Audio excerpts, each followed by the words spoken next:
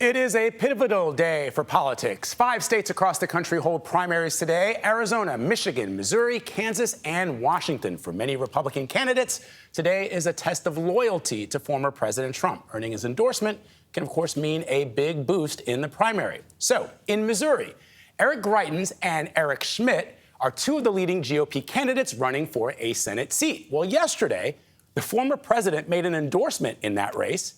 He wrote, "Proud to announce that Eric," all caps, "has my complete and total endorsement." But here's the thing. He didn't actually say which Eric he was talking about. Both candidates then tweeted a thank you. Another state heading to the polls is Arizona, where today's election could be a test for how far former President Trump's endorsement can go in a swing state. That's where we find our Ed O'Keefe. Ed, good morning. Vlad, good to see you. Good morning from Arizona, where election-denying Donald Trump-endorsed candidates are in the lead in today's GOP primaries. If they win today, they have a good chance of winning in November and taking control of a major 2024 presidential battleground state. In Arizona's race for governor and for U.S. Senate, candidates who are backed by former President Donald Trump and deny reality about 2020 are in the lead. And that's increasingly what Republican primary voters want. I wouldn't vote for anybody that he hasn't endorsed. That's how I feel. Nationwide, 57% of Republicans in the new CBS News Battleground Tracker poll say they're more likely to vote for a candidate who gets an endorsement from the former president. In Arizona's GOP primary for governor, that's what's helping Kari Lake, a former TV news anchor.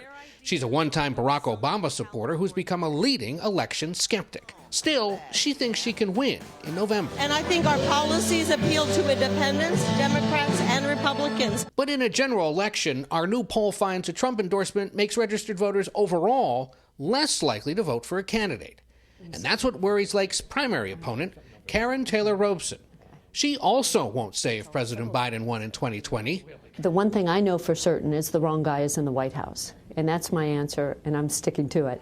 But Robson's backed by the sitting governor and former Vice President Mike Pence and says Lake's too extreme to win. I don't believe Kari Lake can get elected in November. She has fashioned herself as such an extremist. The likely Democratic opponent, Katie Hobbs, agrees. Can you beat Kari Lake in November? She is unappealing to the majority of voters, especially the voters with no party affiliation, which most of them identify that way because they don't like either extreme. Trump's influence even stretches down the ballot to a race featuring Rusty Bowers, who testified earlier this summer about the former president's attempts to overturn the 2020 results. You are asking me to do something against my oath, and I will not break my oath. Trump endorsed his opponent. Bowers is also concerned his party's getting too extreme for voters. There's an idea that if we sanitize the party, somehow it'll attract people. But really, the party gets smaller, and pretty soon a phone booth will handle it. It's telling that the former president is reaching all the way down to a state Senate race. It just shows you how much influence he's trying to have over the GOP across the country. Also today here in Arizona, keep an eye on the Secretary of State primary. Here, like in many other places, secretaries of state oversee elections.